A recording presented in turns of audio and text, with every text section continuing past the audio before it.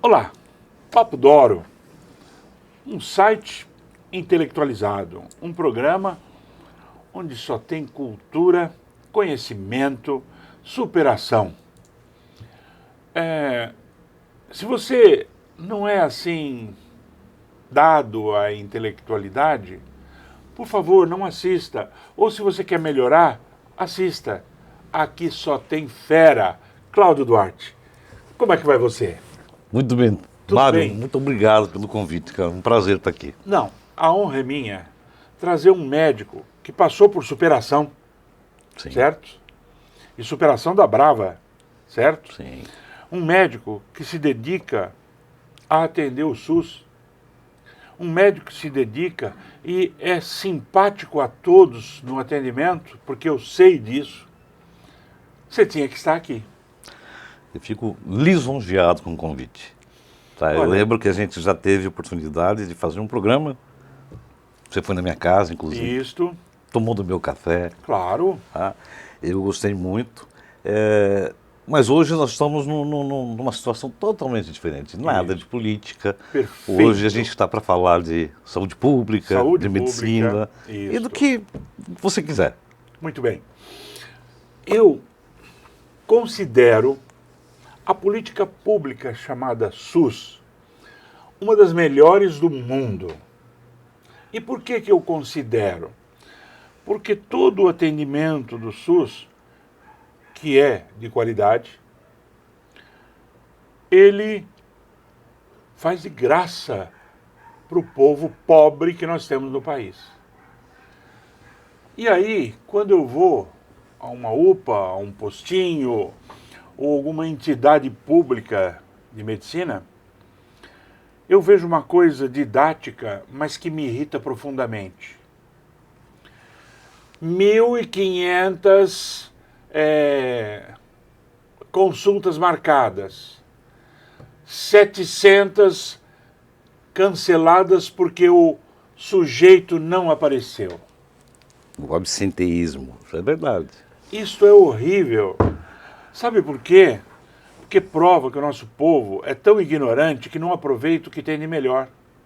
E aí reclama do governo, reclama dos médicos, reclama de tudo. Você sabe, Mário, olha, eu me formei em 1989. O SUS foi criado em 1988. Eu tinha um ano de formado, então eu peguei o SUS desde o começo, Sim, desde o início dele. Na época, a gente sentia alguma coisa diferente que estava mudando. Hoje, o que a gente vê é uma capilaridade muito grande do SUS, com todos os programas que ele tem. E isso em todas as áreas e especialidades. Quando você fala, o SUS, ele atende tudo isso e de graça, não é só isso. Mesmo que você tenha dinheiro, alguns determinados programas, ele é patrimônio do SUS e exclusividade do SUS. Um exemplo, transplante de órgãos. Você vê o sim, caso do Faustão. sim. Com todo o dinheiro dele, não é assim, você não se compra um Você não coração. compra o Você coração. tem uma fila, isso existe protocolo para tudo. Né? Para transplante de coração, fígado, de rim, não importa. Programas como tuberculose, por exemplo. Você pode ser o bam, morar lá na Vieira Solto. Se você tiver tuberculose, você vai ter que pegar teu remedinho no programa de tuberculose. Você não compra em farmácia. E você tem todo um protocolo.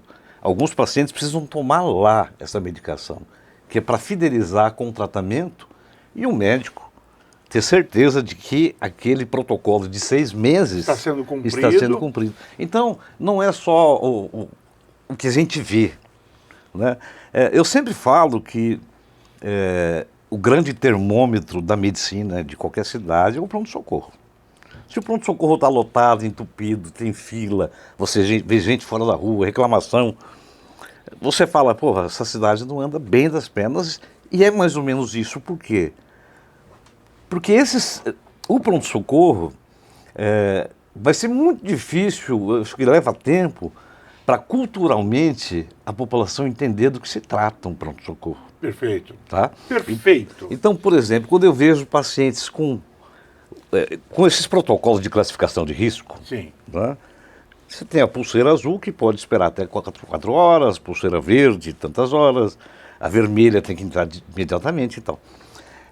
Quando eu vejo muitos pacientes azul e verde, é sinal que a saúde básica não está funcionando. Perfeito. Olha, você foi lá no âmago da história. Então é comum você ver muito populismo, aí infelizmente agora eu vou ter que entrar um pouco na política. Sem problemas. Você vê em sites vereador entrando no hospital e dando carteirada em colega. E outro dia um colega estava na sala vermelha, ele foi contratado e concursado para fazer emergência. Como estava o gargalo grande lá, ele entrou, o prefeito entrou, queria que ele fosse atender. Mas é assim, que a medicina num pronto-socorro, eu entendo da seguinte forma: o médico que faz emergência, o estresse dele é tão grande quanto você sofrer um acidente de carro, o estresse é muito grande. E esse médico, ele tem que estar tranquilo e tem que estar preparado para a emergência. Se o número de fichas azuis e verdes estão erradas, a culpa não é dele. A culpa, porque existe lei que protege, não estou falando do médico, que protege o paciente, só que ele não sabe disso, né? E a mesma coisa em relação a atestado médico, por exemplo. Eu queria contar uma história. Pode falar. A minha esposa ficou internada um tempo atrás na Santa Casa. Certo. Eu gosto da Santa Casa. Não tem problema com a Santa Casa. Eu não tenho problema com a entidade. E eu fiquei 10 dias perambulando na Santa Casa. Ainda não tinha tido aquela reforma. E aí eu fui no pronto-socorro do SUS. Eu tenho plano de saúde. O meu pronto-socorro é o outro, né? Bom, normal, natural. É plano de saúde da Santa Casa, eu tinha. Muito bem. E eu desci pela manhã, na segunda-feira, pela manhã. Lotado. Você já está rindo, porque você sabe do que eu vou falar. E uma das vezes eu fui lá cumprimentar você, se eu não me engano. Fui.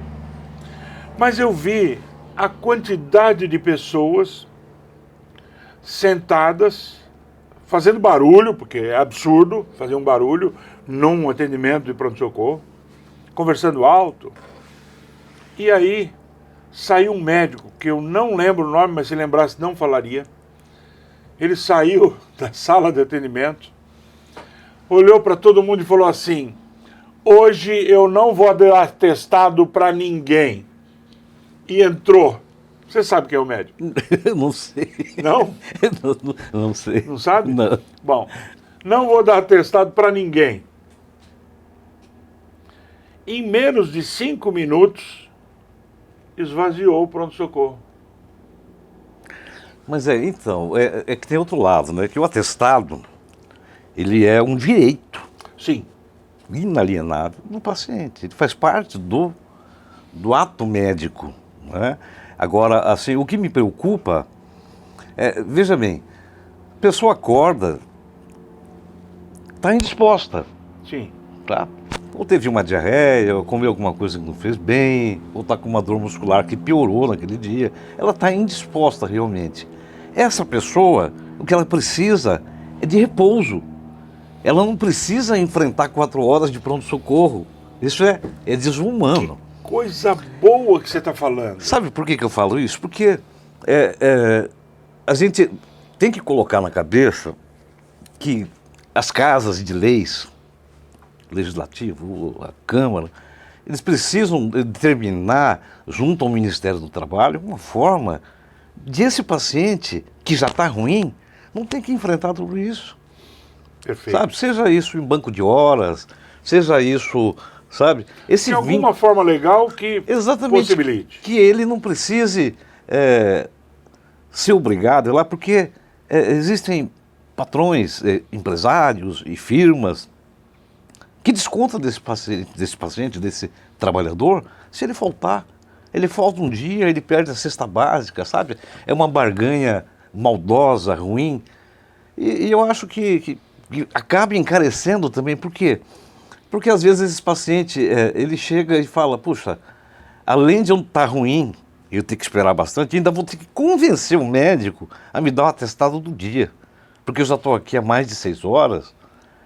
Então, acaba ou simulando, ou supervalorizando determinados sintomas, e o colega que está do outro lado, ele fala, poxa, ele falou que teve febre, eu preciso investigar essa febre, não é? Para ver se eu faço uma triagem infecciosa, e isso inclui um raio-x de tórax, exame de sangue, exame de urina. Perfeito. Isso tem custo, Tem custo isso tem e tempo. leva tempo. Então, né? Eu acho que passa pelo Ministério do Trabalho, isso também, uma forma de esse paciente que está indisposto e não está bem, não ter que enfrentar tudo isso. Por quê? Porque às vezes... Tem que organizar. Sim, é uma coisa passageira. É. Hoje eu não estou bem, mas eu vou me hidratar, eu vou controlar a minha dieta, amanhã eu estou melhor, amanhã eu estou apto para o trabalho. Agora, esse dia que ele não está bem, ele fica pior. Ele vai ser penalizado, Exatamente. de alguma forma. E o gargalo aumenta. Mas aí é que tá. Então aí eu vejo o médico plantonista ou que faz atendimento pelo SUS no pronto-socorro, eu olho para aquele médico e eu falo assim, esse cara tá ferrado. Porque ele vai ser maltratado, ninguém vai lá alegre. Exatamente. Certo? Naturalmente a pessoa está triste, debilitada, e sempre leva um parente que é um tigrão, certo? Exato. Que é para brigar com todo mundo. Não existe um entendimento, mas aquela população da segunda-feira e da sexta-feira, e eu vi isso, é enorme. E quando eu vi o médico fazer isso, mas eu fui para o quarto da minha esposa, eu dei tanta risada, porque eu vi todo mundo indo embora. Eu dei tanta risada, sabendo que o atestado é um direito. Sim. Mas peraí, qual é o código que se coloca o CID, que diz que o cara está fingindo? Você lembra? Z76. 276. Z. Ah, Z76. Então aí você vê aquele turma do Z76, mas você tem que dar atestado para ele, né? Sim, mas eles... Hoje em dia é tão fácil, né? Você coloca o CID no Google, aí o paciente volta. Fala, mas doutor, você colocou isso aqui, você quer me ferrar? Né? E aí tem todo esse Então, confronto. eu aprendi nesse tempo todo, esse ano faz 35 anos que eu estou nessa área de emergência, UTI no começo e o restante pronto-socorro. Então, Você foi intensivista? Sim, trabalhei. Beleza. Então, o que eu vejo hoje, eu consigo ver hoje algumas mudanças, mas existe um padrão. Sim. Um padrão. Que eu volto a falar para você, que passa pelo Ministério da Saúde, do Trabalho também. Mas assim, eu aprendi a não ver esse tipo de paciente, como uma afronta, embora ele atrapalhe o andamento de um pronto-socorro que perde sua função. Pronto-socorro e pronto atendimento, eu acho que teria que ter fichas verdes, amarelas e vermelhas. O paciente está com pulseira azul ou pulseira... Ele pode esperar, sabe?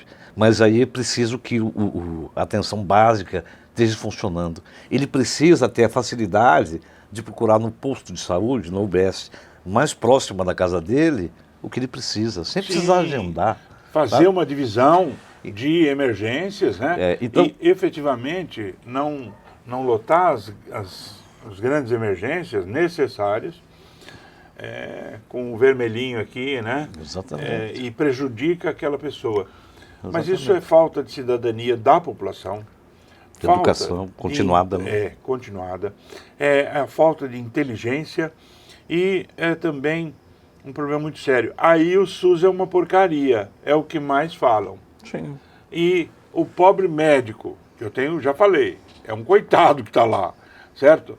que está lá fazendo o seu trabalho e às vezes 24 horas trabalhando, seguidas, não é Sim, isso? exato. Certo? Se alimenta mal, Hoje o Conselho Federal de Medicina e Regional de Medicina, eles já deu uma freada nisso, né? Desses colegas que viram 24 ou 36 horas. Não, você pode fazer no máximo 12 horas, 12 horas, tem que tá descansar, melhorando. porque até pelo prejuízo. meu amigo, nossa entrevista foi absolutamente esclarecedora. É óbvio que você vai voltar. Sim. Não fica falando para mim, eu estou de plantão, certo? Eu entendo. Mas você é uma pessoa que sempre será bem-vinda no nosso programa para falar de medicina e políticas públicas. E só tenho a agradecer você. Eu que agradeço. Uma Mário. forma de agradecer é brindar com você.